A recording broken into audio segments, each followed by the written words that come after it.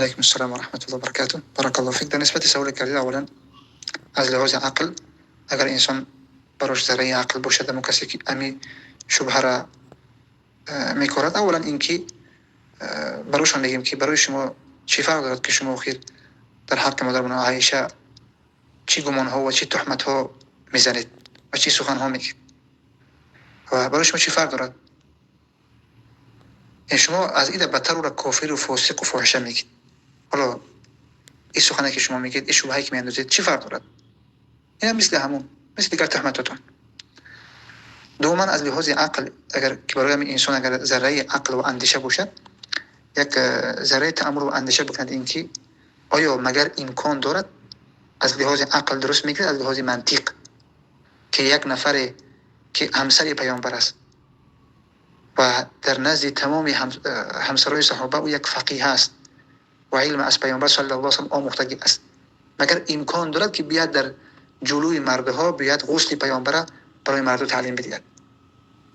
همین امکان دارد. اون هم آن طوری که این شبهاتی که امیر روافض شیعه ها میاندازند، اینکه به لباس آمده و غسل برای مردم تعلیم بده، همین در عقلی اگر ذره برای همین عقل باشد، درک باشد، اگر اینها عقل می‌داشتن علی را پرستش نمی‌کردن، اگر اینها عقل می‌داشتن علی را اله نمی‌گفتن، علی رضی الله عنه را سوزاندند. مشرکین که عقل ندارن، الله عزوجل در چندین جای قرآن میگه که اینها یعنی که قومی هستند که لا یعقلون، لا یفهمون، لا یعلمون، لا یتذکرون، لا یتدبرون. تدبر و اندیشه عقل نمیکنن، خصوصا به چیزی که اینها میگن. خب اگر که انسان ذره براش عقل باشه، کمی تأمل و اندیشه بکند. آیا مگر امکان دارد، آیا مگر امکان دارد که یک زن یک چنین جایگاه داشته باشد، همسر پیامبر باشد، بیاد همین کار انجام بده؟ در دیگه صحابه نیست، علی رضی الله عنه نیست، دیگر از همسرای صحابه پیامبر صلی الله علیه و سلم حداقل علی رضی الله عنه بیاد از ناموس پیامبر است که دفاع بکند. با این سوالی که اونها میکنن، با این شبهه‌ای که اونها میاندازن، یعنی تمام اصحاب پیامبر صلی الله علیه و سلم رو ناموس اونها را زیر سوال میبرن که مگر میشد که همسر پیامبر همچین کار بکند، علی رضی الله عنه بشینه تماشا بکند؟ مگر این لکه دار شدن به آبروی پیامبر نیست اگر همچین واقعا کار بشود؟ انسان تصور بکند که بیاد حتی یعنی یک شخص در جلوی یک افراد، اونم باز یک زن، اونم یک شخصیت، بیاد همچین کار انجام بده. اول بیام همین شبهه‌ای که هست بیام از لحاظ منطقی تأمل و اندیشه بکنیم. اصلا امکان ندارد، اصلا در منطق درست نمیگیرد که یک شخصیت بیاد همچین کار انجام بده، اون هم زن در جلوی مرد. دوما این که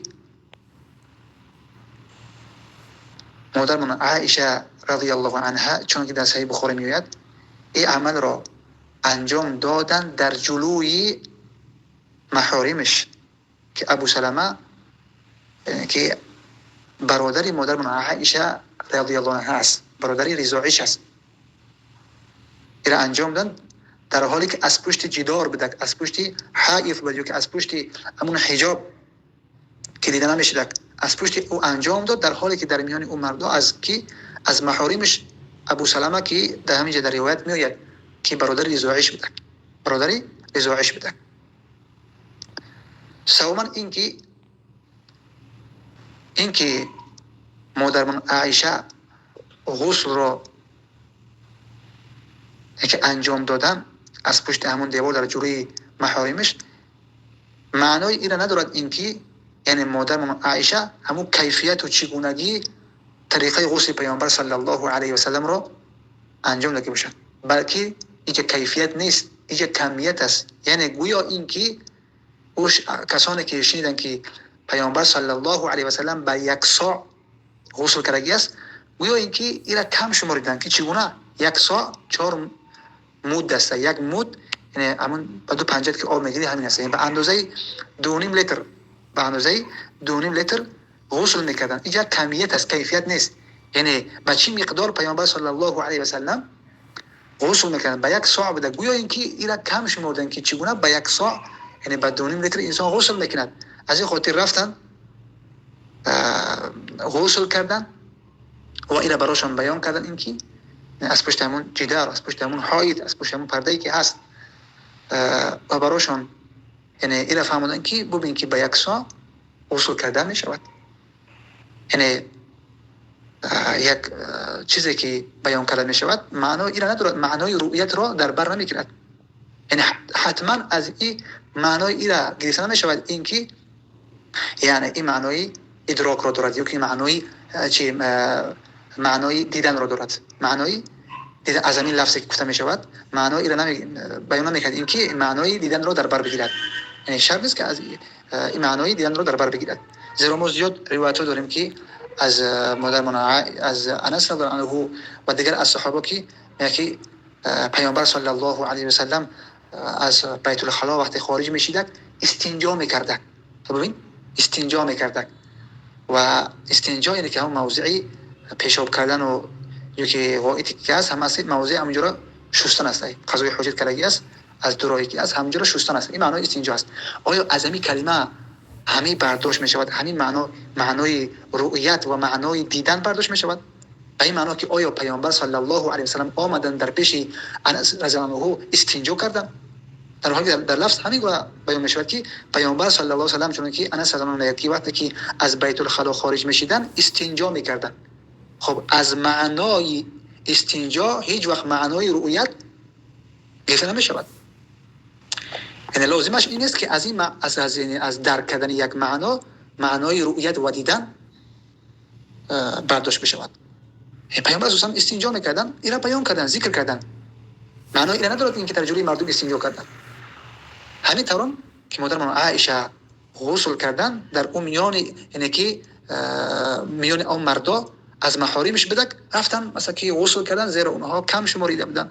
به همین تعداد آبی که پیامبر صلی الله علیه و به همین کمیتی که پیامبر صلی الله علیه و غسل میکردن رفتن غسل کردن در حالی که از پشتی حائط از پشت جدار بودک و در حالی که در میان اون مردا باز از محاریمش از ابو سلمه از برادر رضاعیش بودک و مادرمان عایشه رضی الله عنها اینا بیان کردن که به همین قدر مقدار غسل کردن میشود. زیرا امام بخاری رحمه الله باب بسته میکرد همین که در بخاری اومدگی است در رابطه با اینکه یعنی غسل پیامبر صلی الله علیه و به همون مقداری مقدار همون ساعت که همون 2.5 لیتر می شود. این است برداشت صحیح از آنچه که در این رابطه آمدگی است. این است برداشت صحیح از آنچه که در رابطه آمدگی هست. و اما این روافیز و شیعه ها که اینها در رابطه با قرآن هم شک می اندازند، در رابطه با ابوبکر هم اینها شک و شبهات می اندازند و او را تکفیر میکنند، در رابطه با عمر هم شک و شبهات می اندازند و او را تکفیر میکنند، در رابطه با عثمان هم شک و شبهات می اندازند و او را تکفیر میکنند و دیگر از سایر صحابه. اکنون مادرمان عایشه میماند بدون شکی نقشه یهود است که برای طریق میخوان جایگاه پیامبر صلی الله علیه و سلم را پیام بکنند. جایگاه و عظمت پیامبر صلی الله علیه و سلم را میخوان پیام کوسته بکنند تا اینکه برای طریق بتونن اینکه یهود و نصارا تا اینکه یعنی مردم را از شریعت و از پیروی پیامبر صلی الله علیه و سلم باز بدارن. از این خاطر اگر که خوب تأمل و اندیشه بکنیم اصل امیر روافیز از چی است؟ از همون سرکردش از همین یهود است. یعنی اصلا که فتنه را انداختن در طول تاریخ و فتنه اندازی میکنن و دنبال شبهات میروند و اكو چونه که بیان کرده که اینها در حق مادرمان عایشه چقدر تهمت ها زدگی اصلا چقدر تهمت ها میزنن. اکنون همچین شبهات را نمیگذارن، همچین شبهات را اینه که شبهه اندازی نمیکنن. از اینها بعید نیست. اینها تمام کفریت و شرکیاتی که هست از اینها رو میزد انجام میدهند و تمام شبهاتی که هست حتی در رابطه با قرآن و الله و دین اینها شبهه اندازی میکنن. در رسالت پیامبر اینها شبهه اندازی میکنن که اصل رسالت باید که بر علی اومده میگه خطا جبریل خطا کرد با محمد میگه آورده رسالت رو. این چیز در کتابای اونها هست. از این خاطر بعید نیست که انسان مشرک، انسان بهتانگر هر تهمت را در حق اسلام و دین و بزرگان دین، صحابه و امثالان صحابه و پیامبر و امثالان پیامبر صلی الله علیه و سلم میارند. همین قدر کافی است برای پاکی مادرمان عایشه رضی الله عنها که الله عز و جل در چندین آیت پاکی مادرمان عایشه را بیان کردند و گفتند که ان الذين يرمون المحصنات الغافلات المؤمنات لعنوا في الدنيا والآخرة ولهم عذاب عظيم. همون او کسانی که زنان پاک دامن را در رابطه با مادرمان عایشه رضی الله عنها هست، همون کسانی که زنان پاک دامنی که غافل هستند از این گناه و معصیتی که اونها تهمت میزنند، از اینها غافل هستند، ناآگاه هستند، تهمتشون میزنند، زنان مؤمنه پاک دامن را لعنوا في الدنيا والآخرة. لعنت شدگی هستند در دنیا و در آخرت. روافض لعنتی در دنیا و در آخرت شدگی است. شیعی که تهمت به مادرمان عایشه میزنه لعنت در دنیا و در آخرت شدگی است. ولهم عذاب عظیم و باز برای اینها عذاب عظیم و بزرگ است. هم در این دنیا و هم در آخرت. بارک الله فیکم. از این خاطر به شما توصیه کرده می شود، نصیحت کرده می شود که برادر اینکه همچین انسان ها را کلا قطعی اینها رابطه نکنید.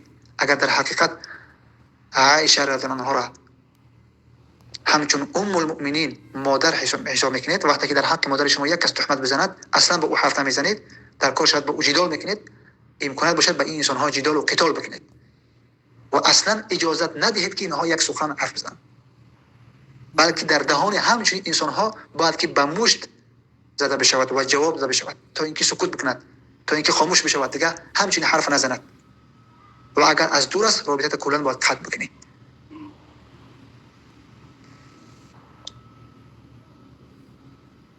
یک شخص آمد گفت که فلان شخص میگه که عایشه رضی الله عنها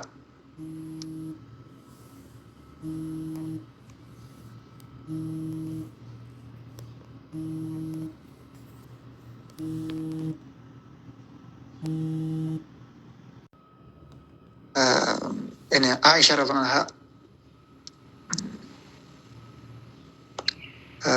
مادری من نیست که مانند همین گفتن که بله راست میگد.